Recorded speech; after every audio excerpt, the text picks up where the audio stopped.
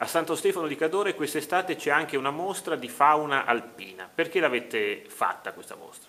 Innanzitutto in collaborazione con Vita nelle Vie, che viene fatta tutti i venerdì sera, e pensiamo poi di coinvolgere i ragazzi delle scuole nel periodo scolastico, diciamo. Siete cacciatori, però cercate di far amare gli animali, giusto?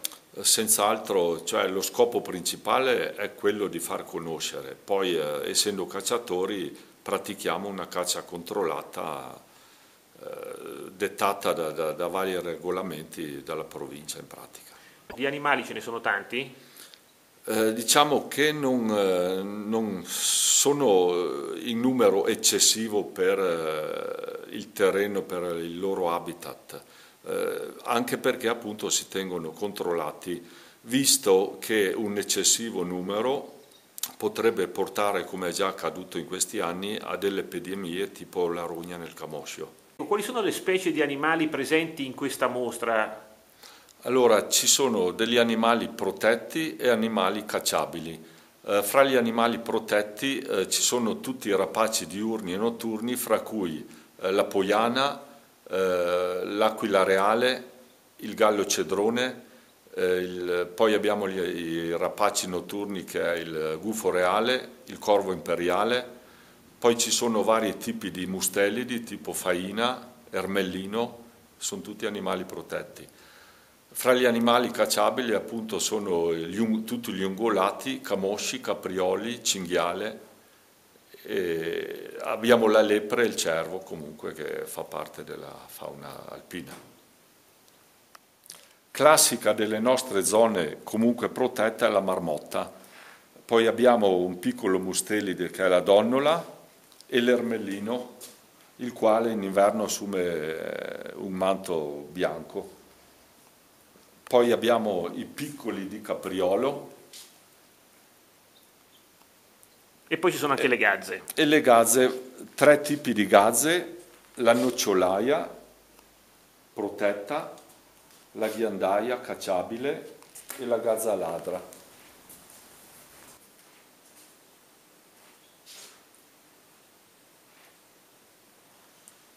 Ecco, in questa mostra, oltre agli animali imbalsamati, ci sono anche vari trofei. Qual è il motivo di questa esposizione?